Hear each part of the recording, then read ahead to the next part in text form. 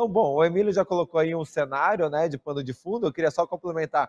A gente vinha ali 2018 e 2019 com uma retomada, né, no segmento, juros baixos, tendendo cada dia menor, né? A gente vinha com uma inflação bem controlada, uma retomada na velocidade de vendas e de repente vem a pandemia e tudo para, né? Então todo mundo fica dentro de casa, o home office é o novo normal, né? As pessoas têm que se adaptar a isso, começam a procurar imóveis residenciais maiores, né? Eu acho que foi quando o pessoal sentiu que os imóveis vinham encolhendo metro quadrado, e aí agora eu preciso ficar em casa o dia inteiro, agora eu quero espaço. Né? Então isso mudou tudo muito rápido, e até o home office que era para ser o novo normal, começa agora com o avanço da vacinação também a dissipar um pouco esse mindset, né? E acaba que eu acho que o Giancarlo é a pessoa ideal para nos dizer, os dados ficaram meio bagunçados, né, Giancarlo? O que apontava ano passado, o que aponta hoje, como que a construção civil vai se comportar em 2022? Então, eu vou dar um panorama, porque a gente monitora aqui shopping centers, galpões logísticos e escritórios corporativos, e cada setor reagiu de um jeito, né? Então, eu vou tentar aqui ser muito objetivo nos 3 segmentos que a gente atua. Estou começando por escritórios.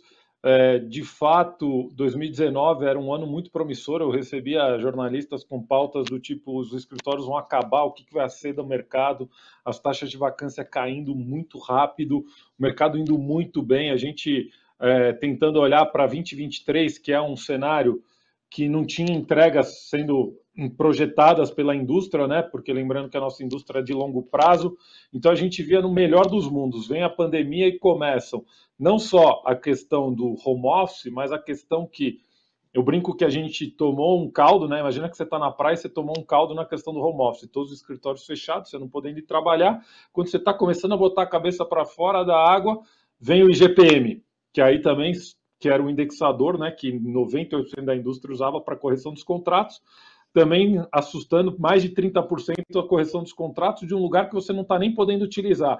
Então foram sucessivas coisas que foram acontecendo. Essa tendência de home office, será que vai acontecer? Será que é uma tendência? Empresas quebrando economicamente, então não porque está trabalhando de casa, porque ela deixou de existir. A crise econômica ela foi muito forte. Então os escritórios que estavam num momento maravilhoso, frearam bruscamente, taxas de vacância saindo de 14%, 15%, hoje em torno de 23%, taxa de vacância é disponibilidade de imóvel, ou seja, a gente tinha 15% só de imóveis vagos na cidade, hoje a gente tem 23% de imóveis vagos, e então foi um cenário que a gente está olhando num curto espaço de tempo ainda com um pouco de preocupação e cautela por conta dessa tendência e da sobrevivência de empresas. Mas, num longo prazo, a gente está muito tranquilo, porque as empresas vão voltar, as empresas precisam de uma sede, vai ter um modelo híbrido, é isso que a gente está vendo fora do Brasil e é isso que vai ser a tendência aqui, é uma grande aposta do setor. Então, os escritórios sofreram bastante, ainda estão sofrendo, mas vai ter uma acomodação. Lembrando que as zonas primárias de São Paulo sofreram muito menos do que as zonas mais afastadas. Por exemplo, Alphaville está muito preocupante o cenário lá. Quando a gente fala de Faria Lima, a gente tem 12% de taxa de vacância. Quando a gente fala Vila Olímpia, a gente tem 2%. Então, é importante também colocar que cada região reagiu de um jeito. Então, onde a gente tem multinacionais, grandes bancos, grandes ocupantes sólidos financeiramente, a tendência não foi migrar todo mundo para casa e desfazer os seus contratos. Pelo contrário, eles tiveram uma renegociação pontual e mantiveram suas posições nessas localizações. Quando a gente vai para o lado da logística, eu acabei de sair de um evento, vim correndo aqui para a gente entrar na nossa conversa. A logística é um mercado que cresceu muito na pandemia. Ela cresceu 3 anos em 3 meses. A cada 3 meses ela crescia equivalente a 3 anos. Hoje a gente fala de regiões com 0% de taxa de vacância, como ABC, no raio de 0 a 30 quilômetros, que a gente chama, né, Guarulhos, Cajamar, com vacâncias muito baixas, e a taxa de vacância é um termômetro muito importante para a indústria, porque ela sinaliza o quanto está aquecido esse mercado. Então, a logística hoje é o queridinho do setor, né? É um tipo de empreendimento que é recente no Brasil. A gente começou a desenvolver logística como os padrões internacionais de 10 anos para cá. Então, a gente tem uma década que a gente profissionalizou essa indústria e a logística se comportou maravilhosamente bem e a indústria está rindo de orelha a orelha, né? Então, hoje, os desafios e coisas boas que a gente tem visto. O grande problema que o Brasil tinha de logística era uma concentração muito grande no Sudeste, principalmente Rio-São Paulo. Com a chegada de Amazon, o Mercado Livre expandindo, a gente já vê uma procura por espaços na região sul, em Pernambuco, Norte e Nordeste, começando a ter um protagonismo dentro de uma logística Brasil. Então, hoje a logística está um produto que tem uma demanda muito grande e principalmente para produtos fora do eixo Rio-São Paulo. Minas Gerais tendo um protagonismo fundamental para esse tipo de empreendimento. Quando a gente vai para shopping centers, aí infelizmente os shoppings sofreram muito e essa mudança da forma do consumo também afetou diretamente os shopping centers. Ao mesmo tempo que o e-commerce cresceu, os shoppings foram perdendo a sua atratividade, a sua relevância para o consumo. O que é bom para a nossa indústria de shopping, diferente das indústrias, por exemplo, dos Estados Unidos? Os nossos shoppings têm localização, eles estão dentro das cidades. Eles não são só um centro de compras, eles são um centro de entretenimento, onde você tem bons restaurantes, você faz tudo dentro de um shopping center. Nos Estados Unidos, os shoppings são afastados dos grandes centros e eles têm um propósito único, que é um centro de compras. Então, diferente quando as pessoas fazem uma analogia, os shoppings vão acabar igual nos Estados Unidos, que tem até um site, né, dos shoppings more death malls. Não, no Brasil é um pouco diferente. É uma passagem, um momento pontual, mas se a gente olhar agora, desde a abertura, vamos dizer assim, que a vacinação avançou no nosso país, esse feriado agora, eu participo de alguns fóruns de shopping, grupos de WhatsApp, os shoppings lotados, não estão consumindo muito.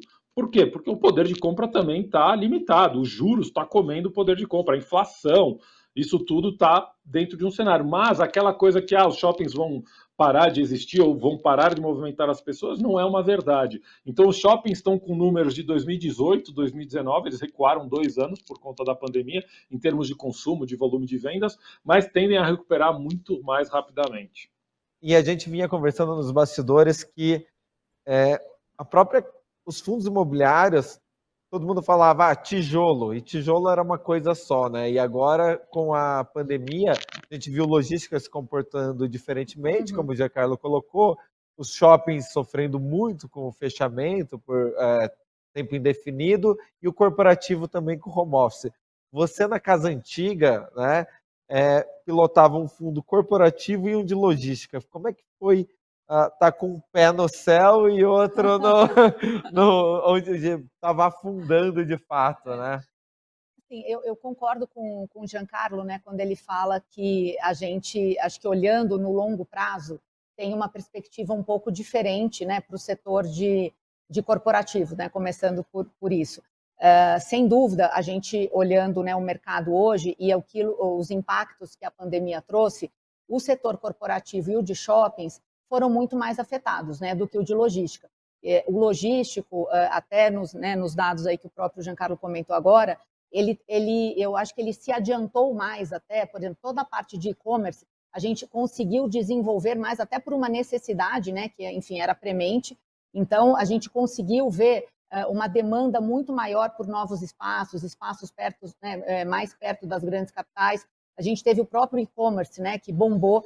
Então, isso, obviamente, também foi refletido nos fundos imobiliários, né, nos fundos imobiliários de logística. Quando a gente olha os fundos, né, de tijolo também, shopping e corporativo, os shoppings tiveram um momento muito difícil quando os shoppings foram realmente fechados, e aí, diferente do corporativo, que você ainda tinha as empresas não presentes, mas pagavam aluguel, né, então o fundo tinha recebível, tinha o recebimento mensal do aluguel, os shoppings, durante um momento, não tiveram, né? As lojas fechadas, não faturavam, a grande maioria das lojas paga por faturamento, né, um percentual, então acabou ficando aquele aluguel mínimo, isso teve um impacto muito grande, shopping que, né, gestores que decidiram corretamente não distribuir dividendos. Hoje a gente vê o mercado de shopping já um pouquinho, né, recuperando mais em termos de preço de cota, né, e um mercado corporativo ainda muito difícil, né? Então, o que eu vejo, né, pensando aqui na visão de gestor, existem boas oportunidades hoje, né, olhando, né, o copo sempre meio cheio. Eu acho que o setor sofreu, sim, é verdade, Mas quando a gente olha no longo prazo, e eu sempre falo, o investimento em real estate, independente do setor, ele tem que ser pensado no longo prazo, né? Não é algo para se pensar de hoje para amanhã. Você tem que entender, né, o ciclo imobiliário, saber aí como é que aquele mercado especificamente se comporta, né? O logístico se comporta diferente do corporativo, por exemplo. Mas a gente vê hoje cotas de fundo imobiliário corporativos que sofreram muito com pandemia, né? A questão, obviamente, agora a gente começa a ter o retorno aí com vacinação aumentando, mas ainda a gente não tem 100% do público ali. A gente também teve um impacto grande nas cotas de fundo imobiliário recentemente com o anúncio aí de uma possível tributação, então isso também bagunçou muito e trouxe muitas cotas para baixo, né? Mas aí quando você olha isso, né, pensando no lado no copo meio cheio, você vê, poxa, hoje é possível ter fundos imobiliários em localizações muito nobres, nessas que o Giancarlo comentou, quer dizer, em áreas nobres, Faria Lima, Vila Olímpia, e não em Alphaville, por exemplo, onde realmente a taxa de vacância é maior, mas você consegue comprar hoje ativos ali por 15 mil, 16 mil reais o metro quadrado, coisa que seria impossível se você for comprar o ativo diretamente, né? Então, assim, acho que olhando hoje o cenário que a gente tem, é um cenário de bastante oportunidade, se você souber escolher, evidentemente, né? E aí eu acho que é muito importante escolher o fundo, né, os imóveis pelo fundamento, então bem localizados, aqueles ativos que atraem bons inquilinos, porque são os pagadores, né? Então ativos que atraem inquilinos com multinacional, bom risco de crédito, que você vai conseguir preservar a tua receita de locação, então sem dúvida é um bom investimento. E aí, por outro lado, os corporativos, os logísticos. Os logísticos também têm, obviamente, apresentam hoje, em termos até de pagamento, né, de dividend yield mensal, hoje um yield maior até do que o corporativo. A gente tem aí, na média, pagando aí algo como 8% ao ano, né? Mas você já tem alguns fundos um pouco mais caros, porque, claro, né, o mercado bombou, como a gente estava falando aqui. Sim. Então, você acaba tendo talvez ainda um pouco menos em termos de oportunidade. Você vai comprar hoje num valor de cota que talvez não tenha ainda um ganho de capital tão expressivo quando você compara, por exemplo, com um imóvel corporativo ou com um shopping center. Então, eu acho que quando a gente olha esses dados que o Giancarlo trouxe para a indústria, também traz bastante oportunidade. Eu acho que se a gente souber escolher o ativo, o gestor, o fundo, com certeza tem oportunidade aí.